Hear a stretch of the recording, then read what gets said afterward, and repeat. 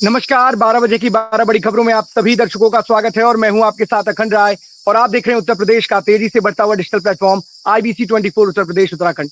12 बजे की महत्वपूर्ण खबरों की शुरुआत करते हैं। आपको बता दें, गाजियाबाद से एक ऐसी तस्वीर आ रही है जो इस वक्त सोशल मीडिया में सुर्खियां जो बटोर रही है। आपको एक तस्वीर दिखाते हैं जहां पर एक अपराधी जो कि जिला बदर है, तड़ी पार है, उसको पुलिस ढोल नगाड़ों के साथ जिले की सीमा से बाहर भेजती हुई नजर आ रही है। इस समय सुर्खियों में बना हुआ ये वीडियो आपको दिखाते हैं।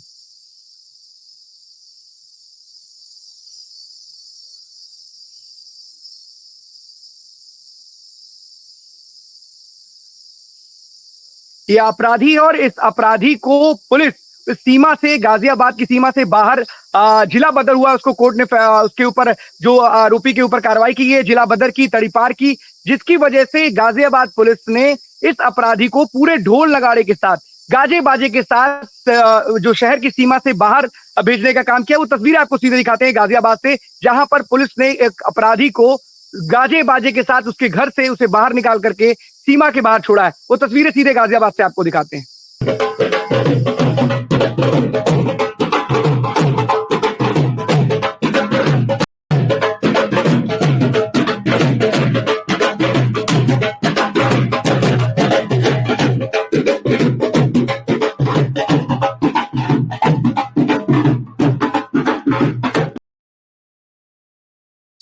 ये अपराधी है, कोई मेडल विजेता नहीं है जिसके पुलिस इसके साथ लगी हुई है, इसे सकुशल ले जाती हुई नजर आ रही है, बल्कि एक अपराधी को उसको जिला की सीमा से बाहर भेजने के लिए पूरे ढोल नगाड़े के साथ उसके घर से बाहर, मतलब उसको घर के बाहर से लेके जाया गया है, उसको जिले की सीमा से बाहर छोड़ा गया है कि पूरा जिला जान जाए कि एक अपराधी की विदाई है। इसके ऊपर तड़ी पार की कार्रवाई की गई है, जिला बदर की कार्रवाई की गई है। इसीलिए एक नायाब तरीका गाजियाबाद पुलिस ने निकाला है जो इस वक्त सोशल मीडिया पर चर्चा का विषय बना हुआ है। एक और खबर आपको बताते हैं जो कि रायबरेली से राहुल गांधी, जो कि नेता प्रतिपक्ष हैं और रायबरेली से सांसद भी हैं, जिस नाई की दुकान मिथुन की पे गए थे, उसने वो अपने परिवार के साथ उसने नेता प्रतिपक्ष राहुल गांधी से मुलाकात की है। और वो तस्वीरें आपको सीधे दिखाते हैं सांसद राहुल गांधी से मुलाकात करते हुए उसके परिवार और उसकी।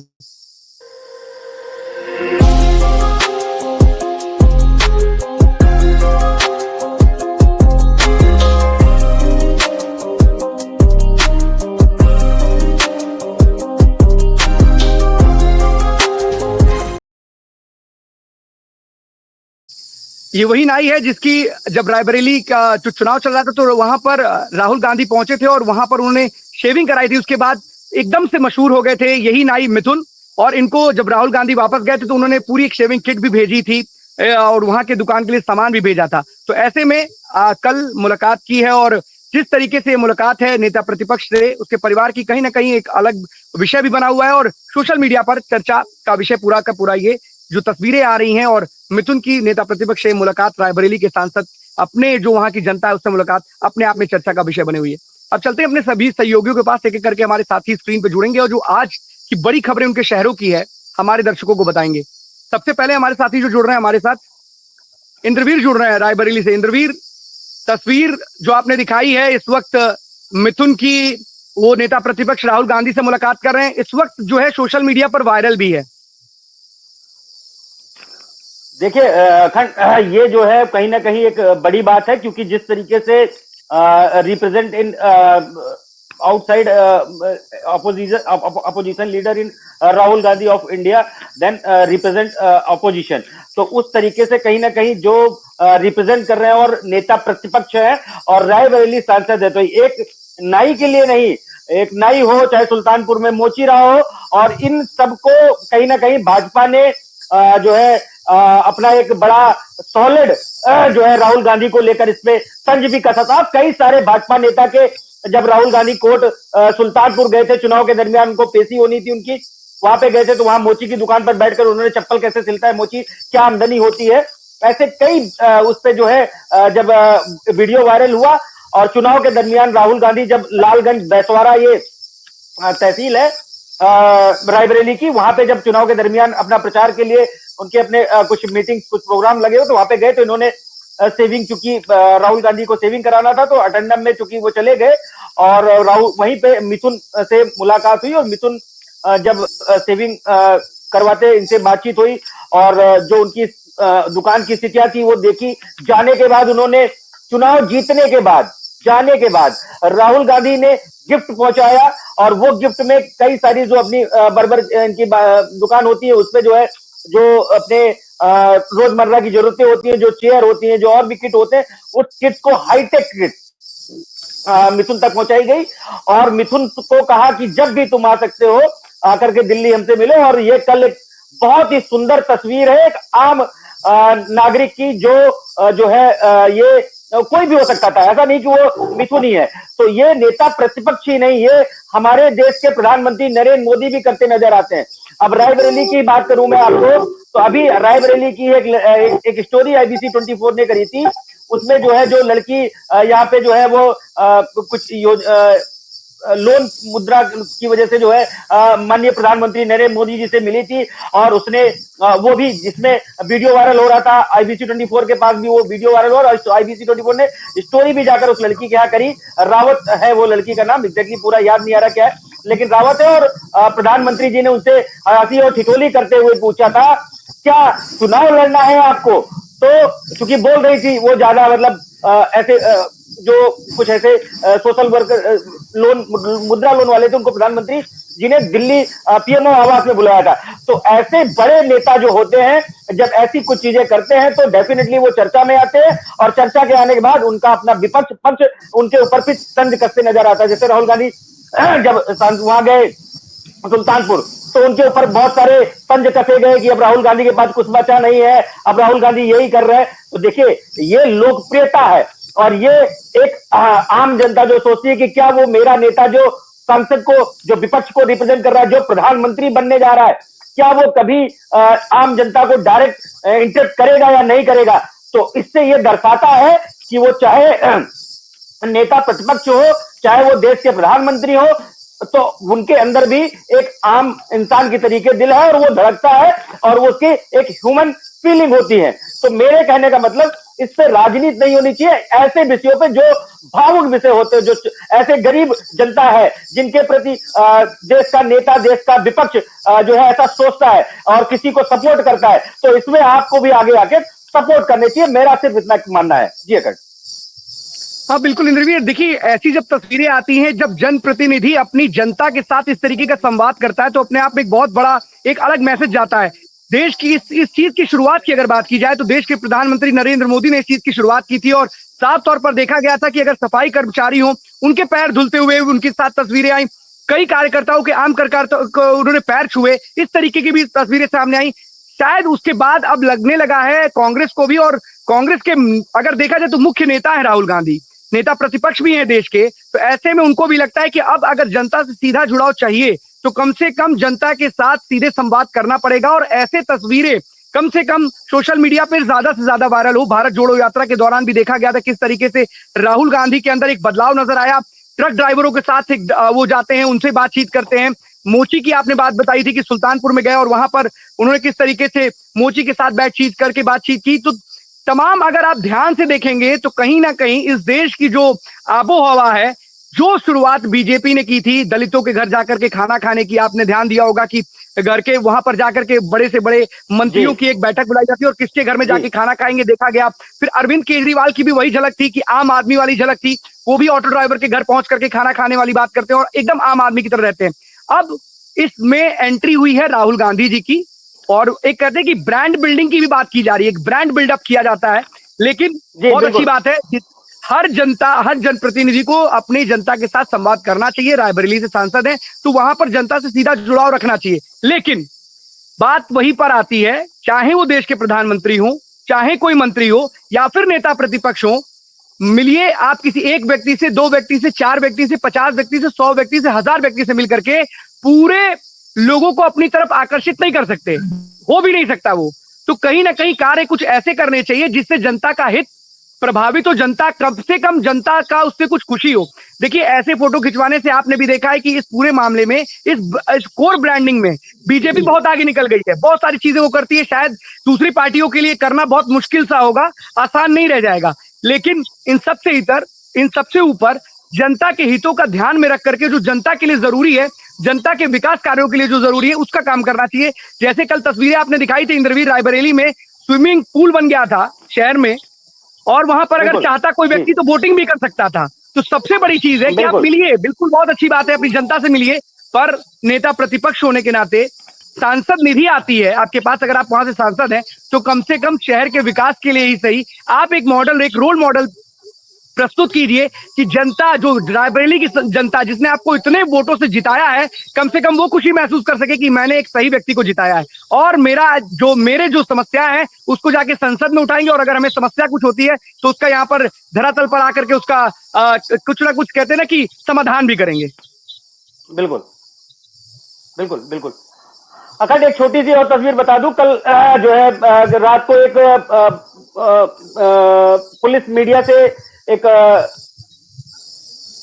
उनकी जो है लेटर, पुलिस मीडिया जो जनरेट करती है अपने यहाँ से ऑफिशियली, पुलिस मीडिया ने एक लेटर जनरेट किया। उसमें जो है सीधे सीधे लिखा हुआ था कि कुछ महाराजगंज थाना क्षेत्र के अंतर्गत दो जो है पुलिस कर्मियों को सस्पेंड किया गया, तत्काल प्रभाव से सस्पेंड किया गया। पहला उसमें उप निरीक्षक उत्कर्ष केशरवानी और दूसरा जो है एक सिपाही, ये दोनों के ऐसे डॉक्टर यशवीर सिंह एसपी और अपर पुलिस अधीक्षक संजीव कुमार सिन्हा जांच कर रहे थे एक मामले की। और उस मामले में आरोप ये था इन दोनों के ऊपर कि ये लोगों ने एक विवेचना के तहत जो है घूस मांगने की आरोप था, और 20,000 रुपए का घूस मांगने का आरोप था उप निरीक्षक और जो है कांस्टेबल के ऊपर।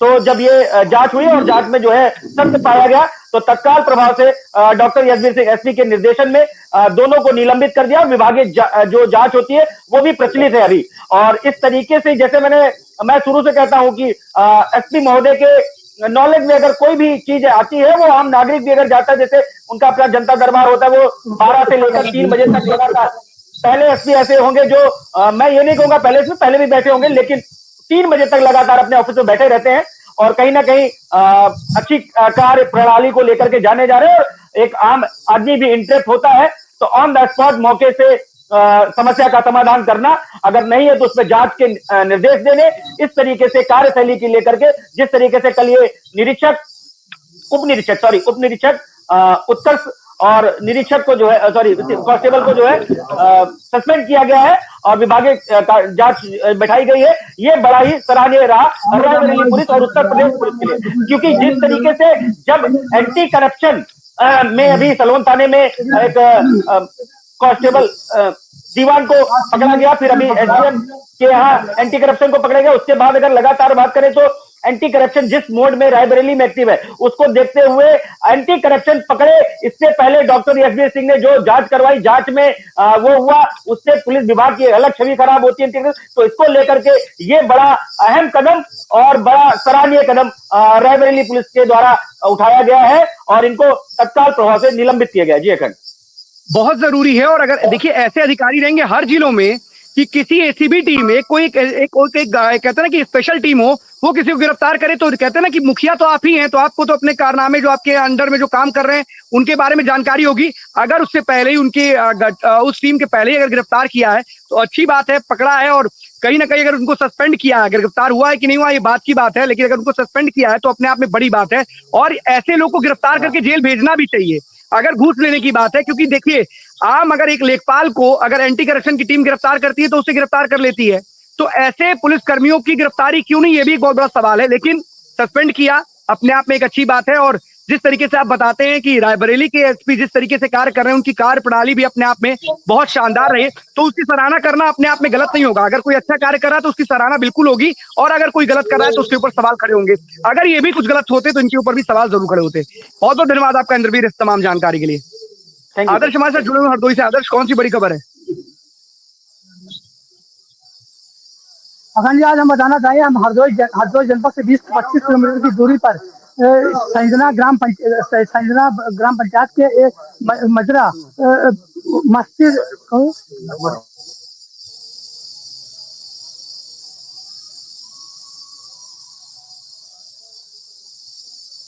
आदर्श, सुन पा रहे हैं क्या हमें आप?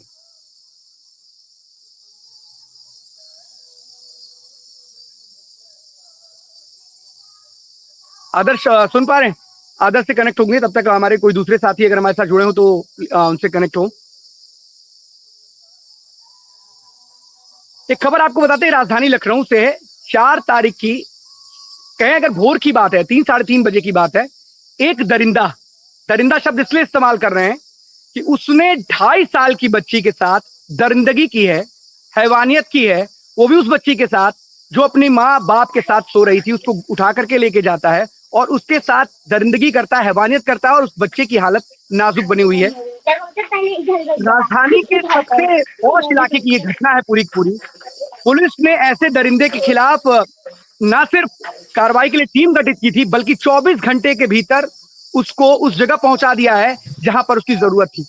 यूपी पुलिस और लखनऊ पुलिस की अगर बात करें तो लखनऊ पुलिस ने 24 घंटे के भीतर उस आरोपी दीपक वर्मा को एनकाउंटर कर दिया है। उसके ऊपर इनाम भी रखा गया था। सबसे बड़ी बात है कि 2.5 साल की बच्ची के साथ इस तरीके की दरिंदगी, हैवानियत की है गंदी मानसिकता के व्यक्ति ने। उसका यही अंजाम होना चाहिए था कि जो बच्ची अपने माँ बाप के साथ थी, सो रही थी, उसे पता भी नहीं था, उस बच्ची के साथ इस तरीके की निर्मम या कहें कि हैवानियत या दरिंदगी की है उस व्यक्ति ने। उसको यूपी पुलिस की लखनऊ पुलिस ने उसके अंजाम तक पहुंचा दिया है, उसका एनकाउंटर कर दिया है। सबसे बड़ी बात है कि अपराधियों के खिलाफ लगातार यूपी पुलिस मुहिम चला रही है और उनको पकड़ने के लिए लगातार अभियान चलाते हुए उनकी धरपकड़ तेज भी कर रखी है। लेकिन जिस तरीके से अपराधियों के हौसले बुलंद है और जिस तरीके से लगातार उत्तर प्रदेश में कई ऐसी खबरें आई हैं, बस्ती से भी खबरें दिखाई थी जितेंद्र ने, उस बात को लेकर के यूपी पुलिस पूरी तरीके से संजीदा है। लेकिन किस तरीके की मानसिकता है कुछ युवकों की, ये साफ तौर पर दर्शाती है। यूपी पुलिस ने जो किया है वो भी अब सबके सामने है कि दरिंदों का जो अंजाम होगा वो सबके सामने होगा। और अगर इस तरीके की हैवानियत और दरिंदगी अगर कोई भी अपराधी करेगा तो यूपी पुलिस उसको अंजाम तक पहुंचाएगी। इसलिए यूपी पुलिस ने 24 घंटे के भीतर उस दरिंदे को उसके अंजाम तक पहुंचा दिया। अभिषेक हमारे साथ जुड़े हुए हैं भदोही से। अभिषेक, कौन सी बड़ी खबर है? जी अखंड जी नमस्कार। जिस तरीके से लगातार यह देखने को मिला, कल का जो दिन रहा, कल के दिन विश्व पर्यावरण दिवस पूरे जनपद में मनाने की प्रयास की गई और मनाया भी गया। खास तौर से जिलाधिकारी और जो पुलिस अधीक्षक हैं उन्होंने पेड़ लगा करके यह संकल्प लिया कि हमें भदोही को हरा भरा करने में एक अहम भूमिका मिली है और निभाते हुए यह कार्य को प्रशस्त किया जाएगा और जो है कि आगे भी करता हुआ नजर आएगा। उसी के साथ साथ एक बड़ी जो है कि अच्छी खबर मैं बताना चाहूं कि जिस तरीके से और भी संस्थाएं बढ़ चढ़ करके आकर के ग्रीन नेचर पे और पर्यावरण पे अपना सहयोग दे रही हैं, उसी के साथ साथ अगर देखा जाए हिंदुजा फाइनेंस की तरफ से भी यह जो है कि पहल की गई। उसमें लगभग 100 से लेकर के 150 पौधरोपण कर भदोही, प्रयागराज, मिर्जापुर, तमाम ऐसे जनपदों में जो हिंदुजा फाइनेंस के कर्मचारी हैं उनके द्वारा यह कार्य किया गया। इसी के साथ साथ एक नई ऊर्जा देखने को मिली कि जिस तरीके से विश्व पर्यावरण दिवस पूरा देश मना रहा है, पूरा विश्व मना रहा है, लेकिन पूरे विश्व की निगाहें भारत पर थी कि भारत में यह इस पर्व को किस तरीके से मनाया जाता है, किस तरीके से मनाया जाएगा। तो यह कहीं ना कहीं खासा इंतजाम देखने के बाद ऐसा लग रहा है कि वास्तव में भारत विश्व गुरु के साथ साथ प्रतिनिधित्व करने में भी पर्यावरण दिवस पर अहम भूमिका निभा रहा है। बिल्कुल निभाना भी चाहिए अभिषेक, क्योंकि देखिए जनसंख्या के लिहाज से भी हम बहुत ज्यादा हमारी जनसंख्या है, इसलिए हमारे लिए तो मैं कहूंगा जरा विजुअल्स दिखाएं। मैंने कुछ विजुअल्स भेजे हैं जो वृक्षारोपण हो रहे थे, जरा वो विजुअल्स दिख जाते तो ठीक रहता। बिल्कुल अभिषेक, वो तस्वीरें हम अपने दर्शकों को जरूर दिखाएंगे। लेकिन जिस तरीके से भारत प्रतिनिधित्व की आपने बात की है तो हमें जरूरत भी है, क्योंकि क्लाइमेट चेंज में जिस तरीके से अप्रत्याशित चेंजेस देखने को मिल रहे हैं, ग्लोबल वार्मिंग की वजह से जो हालात बनते हुए नजर आ रहे हैं, बिन मौसम बारिश हो रही है और आंधी तूफान की वजह से कई जगहों के हालात खराब होते हुए नजर आ रहे हैं। आम की जो फसल है उसको भी अच्छा खासा नुकसान है और दूसरी फसलों को भी, अगर जो आमतौर पर अगर हमने देखा था कि जब गेहूं लगे हुए थे खेत में, उस दरमियान भी बारिश हुई थी, ओले गिरे थे, कई जगहों को फसलों को नुकसान हुआ था। ये जो अप्रत्याशित चेंज हो रहा है मौसम में, कहीं ना कहीं इसकी सबसे बड़ी वजह क्लाइमेट चेंज में ग्लोबल वार्मिंग है। और अगर हम अभी सचेत नहीं होंगे तो आने वाली पीढ़ियों के लिए हम बहुत बड़ी उनको मुसीबत में डाल के जाएंगे। और पर्यावरण दिवस हो या कोई भी, हर आदमी को कोई एक दिन निर्धारित नहीं करना चाहिए। जिस तरीके से खाना हम हर रोज खाते हैं, हर अपनी दैनिक दिनचर्या रोज करते हैं, उस तरीके से हर व्यक्ति को ये संकल्प लेना चाहिए कि हमारे लिए जो महत्वपूर्ण चीज है, हमारे भविष्य के लिए, हमारे आने वाली पीढ़ियों के लिए जो जरूरी है, उसके लिए हम एक कदम आगे बढ़ाएं और हर दिन पर्यावरण दिवस के रूप में मनाएं। जो जरूरी हो उसका इस्तेमाल करो और जो गैर जरूरी चीजें हो जो अननेसेसरी जिससे क्लाइमेट में बहुत बड़ा बदलाव आता हुआ नजर आ रहा है, उसका कम से कम उपयोग अगर करें तो ज्यादा से ज्यादा बेहतर होगा। अभी वो भैया तस्वीरें चंचल भैया पेड़ लगाने के बाद सबको 500-500 रुपए गिफ्ट करेंगे।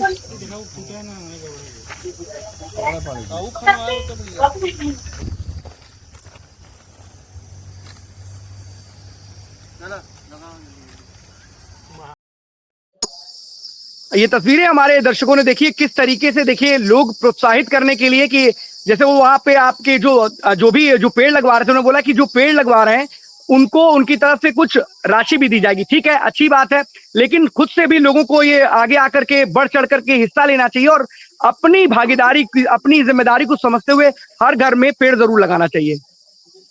जी अखंड, जिस तरीके से लगातार भारत में और खास तौर से उत्तर प्रदेश में यह देखने को मिला, जिस तरीके से मुख्यमंत्री योगी आदित्यनाथ का जन्मदिन मनाया गया पूरे प्रदेश में, उसी के साथ साथ जो भी भारतीय जनता पार्टी के कार्यकर्ता थे और जो भी पदाधिकारी थे, उन्होंने भी यह शपथ लिया कि मुख्यमंत्री योगी आदित्यनाथ के जन्मदिन के उपलक्ष्य में मैं एक पेड़ लगा रहा हूं अपने परिवार के साथ। तो ये कहीं ना कहीं ये बड़ा जो है कि बड़ी खबर रही और खास तौर से प्रत्येक जनपदों में सारे अधिकारी मिलकर के विश्व पर्यावरण दिवस को मनाने का प्रयास किए हैं। बिल्कुल मनाना भी चाहिए, सारे अधिकारियों के साथ साथ सभी व्यक्तियों की जिम्मेदारी और अपनी जिम्मेदारी का एहसास करते हुए इस कार्य को संकल्प के साथ साथ काम करना चाहिए।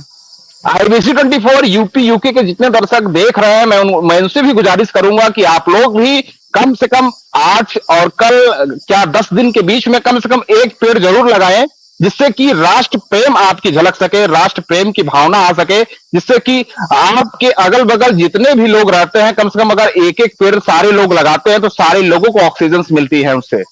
तो ये गुजारिश रहेगी IBC 24 के सारे दर्शकों को।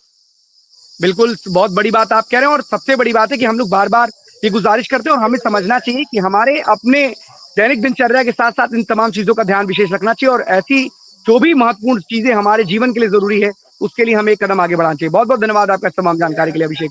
आदर्श हमारे साथ फिर से जुड़ गए। आदर्श बताइए। जी अगर हम आज बताना चाहें, हम हरदोई जनपद से 20 किलोमीटर दूर पर मस्ती खलीफा ग्राम के ग्राम पंचायत पुलिया को लेकर, ये पुलिया ये काफी दिनों से जो खराब पड़ी है, उसको ग्राम प्रधान के द्वारा काम करवाया जा रहा है, लेकिन इन्हीं के गांव के कुछ लोगों पर इन्होंने आरोप लगाया है कि वो लोग उस पुलिया को बनने नहीं दे रहे हैं। आखिर क्या है वजह, क्यों नहीं बनने दे रहे हैं, ये ग्रामवासी और हम यही ग्रामवासी जानेंगे आखिर वो क्या समस्या है। दादा क्या समस्या है आपको? क्या है कि पुलिया हमारी करीबन 2-3 साल पहले की टूटी पड़ी है, कोई इसकी सुनवाई नहीं कर रहे, कोई देख रहा है कुछ। कम से कम ये प्रधान जी ने इसमें लगाया, बताया है कि आप इसका निर्माण कराइए, बनवाने लगे तो ये यही है, ये कोई एस्टीमेट नहीं दे रहे हैं। कह रहे अगर पुलिया बनेगी तो इससे FIR हो जाएगी, FIR हो जाएगी, हम लोग कहाँ जाएंगे, तो FIR देखते रहेंगे। हम लोगों को मैं यहाँ पे डूबना है, हमारी सैकड़ों बीघा हजारों बीघा जमीन पड़ी रहती है, कोई सुनवाई। 10 किलोमीटर घूम करके हम लोग जाते हैं, कोई इमरजेंसी लग जाए, यहाँ कोई रास्ता नहीं है। अगर लिहाजा हमारी पुलिया हर दिन बनती है, अगर नहीं बनती है तो हम जिला पर जाकर के वहाँ जाकर जिला अधिकारी का घेराव करें। कौन लोग बनने नहीं दे रहे हैं, किस पे आरोप लगा रहे हैं आप? सर ऐसा है, मैंने सुना है कि जेई इसका एस्टीमेट नहीं दे रहे हैं और ब्लॉक के जो हैं वो नहीं दे रहे हैं, तो इसके लिए और किसी को तो हम नहीं जान सकते। अगर कोई हो तो मुझे खुद बताएंगे कर रहा है, इसके वजह से हम नहीं एस्टीमेट दे नहीं रहे। क्यों सर, ऐसा है कि नहीं? तो वो क्यों नहीं करते सर? क्या पुलिया में क्या समस्या है, आप बताएं जी। बहुत बड़ी समस्या है कि हम लोगों की पहली बात तो हजारों बीघा खेती सब वैसी पड़ी रहती है, फसल नष्ट होती है। उसके बाद आने जाने में बहुत बड़ी दिक्कत होती है हम लोगों को। अगर कोई बात हो तो हम लोग 10 किलोमीटर इधर उधर जाएंगे, और 2-3 साल से टूटी पड़ी, इस पर बहुत एक्सीडेंट भी बहुत हुए हैं, 20 आदमी इस पर मर चुके हैं। उसके बावजूद पुलिया नहीं भी बनेगा। अब जेई साहब ने आश्वासन दिया प्रधान जी को, प्रधान ने बनवाना शुरू किया, अब उसका एस्टीमेट नहीं दे रहे हैं, न ब्लॉक प्रमुख दे रहे हैं, न जेई साहब दे रहे हैं, कोई नहीं दे रहा है। आदर्श ये बताइए कि अगर जेई ने आश्वासन दिया है, बनने के लिए शुरुआत कर दी और प्रधान जी ने उसकी शुरुआत करा दी, फिर एस्टीमेट नहीं दे रहे, तो ऐसे कौन सा काम है कि पहले कह रहे थे बनवाइए, फिर एस्टीमेट नहीं आ रहा, तो काम तो रोकने का काम है ना फिर ये काम कराने का, पूरा कराने का कहाँ से हो गया? पहले तो एस्टीमेट आता है कि इस कार्य का निर्माण होगा, इसके लिए पूरा बजट पास होता है, फिर एस्टीमेट के साथ साथ सारी चीजें होती, तो पहले कैसे किसी प्रधान को कह दिया कि पुलिया बनाइए, फिर बाद में एस्टीमेट का आता पता नहीं है, तो ऐसे कैसे काम कराएंगे वो? जो हमारे साथ प्रधान जी है, प्रधान जी से जी आए। ये हमारे गांव क्या इंडिया ने जय साहब ने कहा था कि इसका निर्माण शुरू करवा दीजिए। तो मैंने जब निर्माण शुरू करवा दिया तो हमने एस्टीमेट के लिए अगर कहने लगे कि अरे एस्टीमेट बाद में बना देंगे, तो पहुंचा पर कि अगले 15 दिन फोन नहीं उठाया। फिर बाद में पता लगा पिताजी एक्सपायर हो गए हैं, तो मैंने ज्यादा दबाव नहीं बनाया। उसके बाद में जब फोन उठाया तो कहने लगे कि ठीक है एस्टीमेट बना देंगे। देखने आए उसके बाद में मना कर दिया कि एस्टीमेट नहीं बना पाएंगे, क्योंकि टूट जाएगी तो जिम्मेदारी प्रधान और लेकिन सेक्रेटरी प्रधान की जी होगी, एक उसका सवाल है कि फाइनल हो बिना जाएगा। एस्टीमेट के तो इसी दिन को कोई जेई क्या मौखिक रूप से आदेश कर सकता है या आपसे कह सकता है कि बनवा दीजिए तो आप काम शुरू करा देंगे क्या? नहीं मौखिक रूप से कहा था। तो फिर क्या था, किस आधार पर आपसे उन्होंने कह दिया कि आप जाइए काम कार्य का निर्माण कीजिए, फिर आपने शुरुआत कर दी तो उसके बाद कह रहे हैं नहीं इसका एस्टीमेट नहीं बना के देंगे, तो फिर वजह कौन है, कौन जिम्मेदार है? अगर जेई कहेगा कल की डेट में मना कर देगा कि मैंने तो ऐसा कोई बात कही नहीं, तब आप क्या करेंगे? नहीं कहीं तो नहीं गई, गाँव वालों के सामने कहा है। नहीं, गांव वालों के रूप में देखिए, एक कई मौखिक लोगों के चीजें सामने होती कहा हैं, है। लिखित में और मौखिक में बड़ा अंतर होता है, और सरकारी जो कार्य होते हैं वो लिखित में होते हैं, मौखिक रूप से कुछ भी माना नहीं जाता। तो क्या लिखित कोई ऐसा आदेश था जो प्रशासन की तरफ से आया हो, या कोई भी एस्टीमेट जो भी जो संस्था हो उसकी तरफ से आया हो, कोई ठेकेदार हो, अपने मन से ही तो कोई कार्य शुरू नहीं हो जाता है?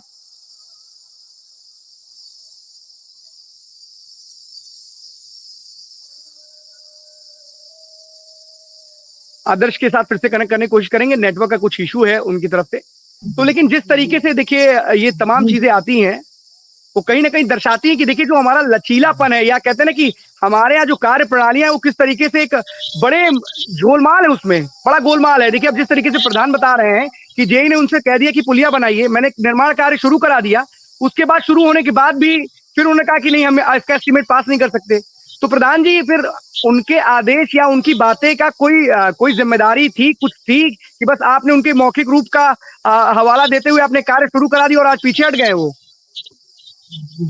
जी मौखिक रूप से कहा तो हमने काम शुरू किया। दरअसल वो मरम्मत कार्य था, उसमें नया निर्माण नहीं है, मरम्मत कराना चाहते ग्राम आदर्श निधि आवाज से। नहीं आ रही है? अरे ग्राम निधि से उसका मरम्मत कराना चाहते थे, जी पुलिया जी की आवाज आ रही मरम्मत। जी ये आवाज आ आदर्श रही से मेरी? कनेक्ट करने की कोशिश करेंगे, कुछ तकनीकी समस्या है, इस वजह से उनसे बार बार कनेक्ट आ रही है। लेकिन साफ तौर पर सरकारी सिस्टम को ये पूरी पूरी कहानी बयां करती तरीके से हमारे यहाँ सरकारी सिस्टम में बहुत बड़े लूप होल्स हैं। अब लूप होल्स की बात है कि देखिए जनता की समस्याएं जो थी, जनता की जो समस्या एक पुलिया की थी, और किस तरीके से जेई, जैसा कि प्रधान कह रहे हैं कि उन्होंने कहा कि आप कार्य शुरू करा दीजिए, जब मैंने कार्य की शुरुआत की उसके बाद उन्होंने बोला कि मैं एस्टीमेट नहीं बना पाऊंगा। तो फिलहाल मौखिक रूप से कोई भी कार्य नहीं होता है, लिखित जब तक आपके पास कोई चीज नहीं आए, आपको खुद भी कार्य नहीं कराना चाहिए, एक बहुत बड़ा सवाल है। लेकिन अगर किसी जिम्मेदार अधिकारी ने इस बात को कहा है कि आप कार्य का निर्माण कराइए, मैं इसके लिए आगे कार्य कर रहा हूं, और उसके बाद वो मुकर जाता है, तो अपने आप में एक बहुत बड़ी समस्या है कि आखिरकार वजह क्या रही कि जिस कार्य की अनुमति उन्होंने दी उस कार्य से वो बैक में उन्होंने हाथ खींच लिए। यानी कोई वजह है, कोई भी वजह हो सकती है, और आप उस वजह को समझ भी रहे होंगे, हो सकता है वो वजह हो, या फिर ऊपर से कोई दबाव की बात हो, कुछ भी हो, या फिर मौखिक रूप से कहने और करने में कहीं ना कहीं थोड़ा सा अंतर जरूर होता है। जी मेरी हाँ आदर्श आरी बताइए।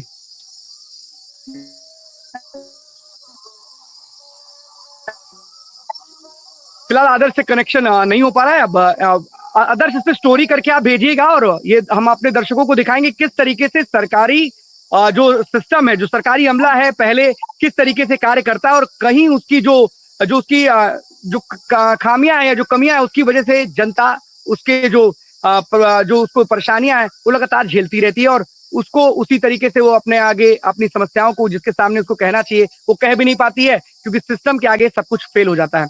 एक खबर है तभी पूरे देश के लिए, क्योंकि जिस तरीके से आरबीआई ने रेपो रेट में कमी की है, तो कहीं ना कहीं एक बहुत बड़ी थोड़ी सी सहूलियत मिलेगी तमाम जो जिन्होंने इंटरेस्ट रेट या कहते हैं कि मकान के लिए लोन ले रखा है, कारों के लिए लोन ले रखा है, उनको कहीं ना कहीं अब थोड़ी बहुत रियायत जरूर मिलेगी, क्योंकि आरबीआई के रेपो रेट में अगर जिस तरीके से कमी की है 0.50 की बताई जा रही, तो कहीं ना कहीं अब आम जो लोग हैं जिन्होंने अपने लिए लोन ले रखा है उनको अब कहीं ना कहीं कुछ राहत जरूर मिलेगी, क्योंकि उनके बैंक शायद अब कुछ कटौती ईएमआई में और इंटरेस्ट रेट में जरूर करेंगे।